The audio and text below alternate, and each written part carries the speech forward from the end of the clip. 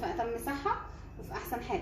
وحشتوني جدا جدا. ان شاء الله حبايبي هنعمل النهارده مع بعضينا وصفه حلوه جدا جدا جدا جميله وبتعجبنا كلنا، وان شاء الله باذن الله تنول على رضاكم واعجابكم. بس اهم حاجه فضلا وليس امرا ما تنسوش اللايك والشير والسبسكرايب وكومنتاتكم.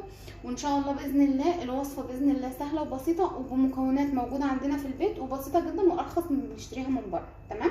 هنعمل بقى مع بعضينا النهارده فاهيتا الدجاج. يلا نشوف مع بعضينا المكونات وان شاء الله تنور على رضاكم واعجابكم. عندي هنا بقى حبايبي الخضار، عندي فلفل الوان، وعندي هنا شويه فلفل شطه حار، عندي كمان بصل، وعندي هنا مجموعه البهارات اللي انا حطاها. حاطه بابريكا مدخنه، بهارات دجاج، ملح، فلفل اسود، كزبره، كمون. اللي حابب بقى يضيف اي حاجه تانية من التوابل تمام مفيش مشكله. وعندي طبعا هنا الدجاج اهو انا مقطعاه الشرايح الرفيعه الطويله دي. تمام. هنبدا مع بعضنا نقول بسم الله الرحمن الرحيم. ونحط اول حاجه هنحط قطعه الزبده في الطاسه. انا حطيت هنا في الواق او في الطاسه حطيت مكعب زبده، حطيت عليه كمان شويه زيت عشان طبعا عارفين ان الزبده بتتحرق لوحدها من غير زيت. تمام. هبدا انزل بقى عليها. اول حاجه عايزه اخلي اللحمه عندي او الفراخ لونها بس يغير اهو، تقلب على ابيض. تمام. بحيث ان هي تقفل المسام بتاعتها كلها من قبل ما نحط الخضروات اهي. بس كل حاجه اهم حاجه كل حاجه على نار عاليه. تمام.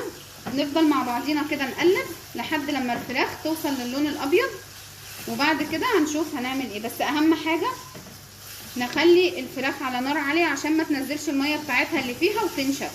تمام. نقلب بقى فيها كده لحد ما لونها كله يبقى واحد، واللون البنك بتاع الفراخ دوت يبقى ابيض خالص زي ما احنا شايفين كده. خلاص الفراخ وصلت عندي للون الابيض الجميل ده اللي احنا عايزينه. هحطها بس كده في جنب كده من الطاسه، وانزل عليها بالبصل اللي احنا قطعناه جوليان او قطعناه جوانح،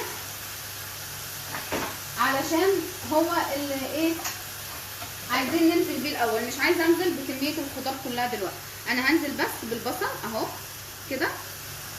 تمام. حلوه قوي قوي كده. مش قادره اقول لكم ريحه البصل فظيعه اول ما نزلت على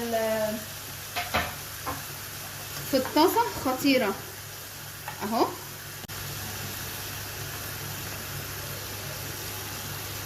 خلاص كده انا شايفه البصل عندي بقى حلو. دخلته بقى مع الفراخ. عايزه اقول لكم الريحه خطيره من ساعه ما حطيت البصل، مفيش لسه اي توابل ولا بهارات حطيتها نهائي. هبدا بس هقلب كده الفراخ شويه مع البصل، مش عايزه ادي لون للبصل خالص. تمام. يا دوبك البصل عندي بس طرى شويه كده. هبدا انزل بقى بكميه الخضار اللي عندي اللي هي الفلفل الالوان. عايزه اقول لكم اللون بتاعها رهيب رهيب رهيب اهو. هنزل بقى بالبصل بالفلفل الاصفر والفلفل الاخضر والاحمر والشطه كمان، واقلب بقى كده شويه.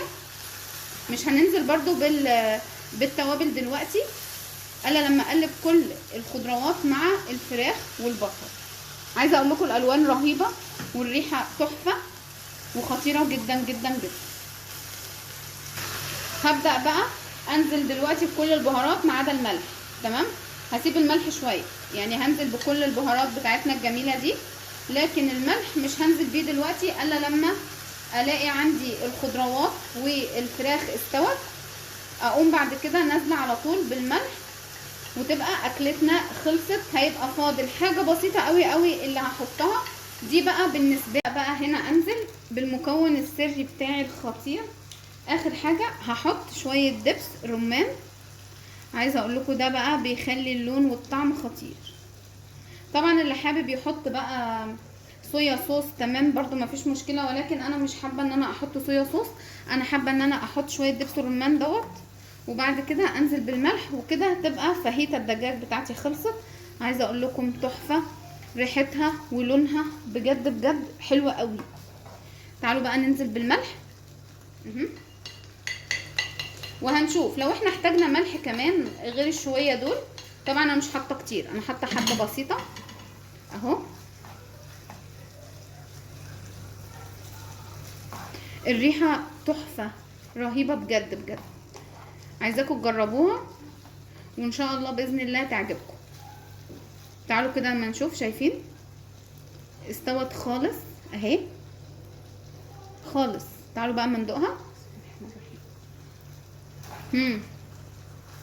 بجد خطيره، مش محتاجه ملح، هي كده اخرها.